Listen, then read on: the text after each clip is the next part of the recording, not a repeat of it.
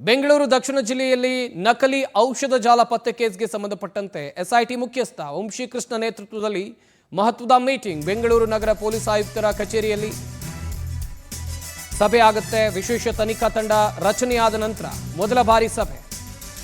CID SP Lokesh ಹಾಗೆಯೇ SP Shivaprakash, Devaraj, Tavarekere PI Maruti, ಇನ್ನೊಂದು ಕಡೆಯಲ್ಲಿ ಆರೋಗ್ಯ ಇಲಾಖೆ ಅಧಿಕಾರಿಗಳು ಕೂಡ ಈ ಸಭೆಯಲ್ಲಿ ಭಾಗಿಯಾಗಿದ್ದಾರೆ. ಹಾಗೆಯೇ ಫಾರ್ಮ್ ಹೌಸ್ನಲ್ಲಿ ನಕಲಿ ಔಷಧಿಗಳೇನು ಪತ್ತೆಯಾಗಿತ್ತು, ಈ ಕುರಿತು ಎಸ್ಐಟಿ ರಚನೆಯಾಗಿದೆ. ಎಸ್ಐಟಿಯ ನೇತೃತ್ವವನ್ನು ವಹಿಸಿರೋದು ವಂಶೀಕೃಷ್ಣ ಅವರ ನೇತೃತ್ವದಲ್ಲಿ ಸಭೆಯನ್ನು ಕೂಡ ಕರೆಯಲಾಗಿದೆ. ಈ ಸಭೆಯಲ್ಲಿ ಕೆಲವೊಂದಿಷ್ಟು ಪ್ರಮುಖ ವಿಚಾರಗಳು ಸದ್ಯ ಚರ್ಚೆಯಾಗಿರೋದು.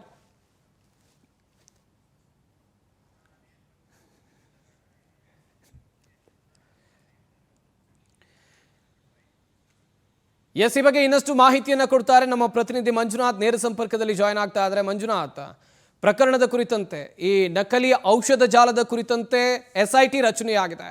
ಮುಂದಿನ ಹಂತದಲ್ಲಿ ತನಿಖೆ ಹೇಗೆ ಸಾಗಬಹುದು? ಸಭೆಯಲ್ಲಿ ಏನೆಲ್ಲ ಚರ್ಚೆ ಆಗಿದೆ? ಹೌದು, ಇಲ್ಲಿ ಪ್ರಮುಖವಾಗಿ ಆಹಾರ ಇಲಾಖೆ ಇದೆ. ಆಹಾರ ಇಲಾಖೆ ಈ ಒಂದು ಡ್ರಗ್ಸ್ ಏನಿದೆ, ನಕಲಿ ಡ್ರಗ್ಸ್ ಏನಿದೆ, ಇದು ಬೆಳಕಿಗೆ ಬಂದಿತ್ತು. ಇದ್ರ ಬೆನ್ನಲ್ಲೇ ಸಾಕಷ್ಟು ರಾಜ್ಯದಲ್ಲಿ ಇನ್ನು ಈ ರೀತಿ ಯಾವ್ಯಾವ ನಕಲಿ ಔಷಧಿಗಳು ರಾಜ್ಯದಲ್ಲಿ ಈ ರೀತಿ ತಾಂಡವಾಡ್ತಿದೆ ಅಂತೇಳಿ ಸಾಕಷ್ಟು ಸಾರ್ವಜನಿಕ ವಲಯಗಳು ಕೂಡ ಕೇಳಿ ಬರ್ತಿದ್ವು. ಇದ್ರ ಬೆನ್ನಲ್ಲೇ ಇದೀಗ ಈ ಒಂದು ನಕಲಿ ಡ್ರಗ್ಸ್ ಈಗ ಬೆಳಕಿಗೆ ಬಂದಿರೋ ಹಿನ್ನೆಲೆಯಲ್ಲಿ ಇದರ ಸಂಪೂರ್ಣ ತನಿಖೆ ಆಗ್ಬೇಕು ಅಂತೇಳಿ ಈಗಾಗಲೇ ವಂಶೀಕೃಷ್ಣ ಅವರ ನೇತೃತ್ವದಲ್ಲಿ ಎಸ್ಐಟಿಯನ್ನ ತನಿಖೆ ರಚನೆ ಮಾಡಲಾಗಿದೆ. ಸೊ ಎಸ್ಐಟಿ ಸಂಬಂಧ ಈಗಾಗಲೇ ಒಂದು ವಾರದಲ್ಲಿ ಈ ಸಂಪೂರ್ಣ ವಿವರಗಳನ್ನು ಕೊಡಬೇಕು ಅನ್ನೋ ನಿಟ್ಟಿನಲ್ಲಿ ಈಗಾಗಲೇ ಪೊಲೀಸ್ ಕಮಿಷನರ್ ಕಚೇರಿಯಲ್ಲಿ ಸಂಬಂಧಪಟ್ಟಂತ ಅಧಿಕಾರಿಗಳು ಈಗಾಗಲೇ ಮೊದಲ ಸುತ್ತಿನ ಸಭೆಯನ್ನ ಕೂಡ ನಡೆಸಿರುವಂತದ್ದು. ಎರಡನೇ ಹಂತದಲ್ಲಿ ಆಹಾರ ಸುರಕ್ಷತಾ ಇಲಾಖೆ ಅಧಿಕಾರಿಗಳಿದ್ದಾರೆ.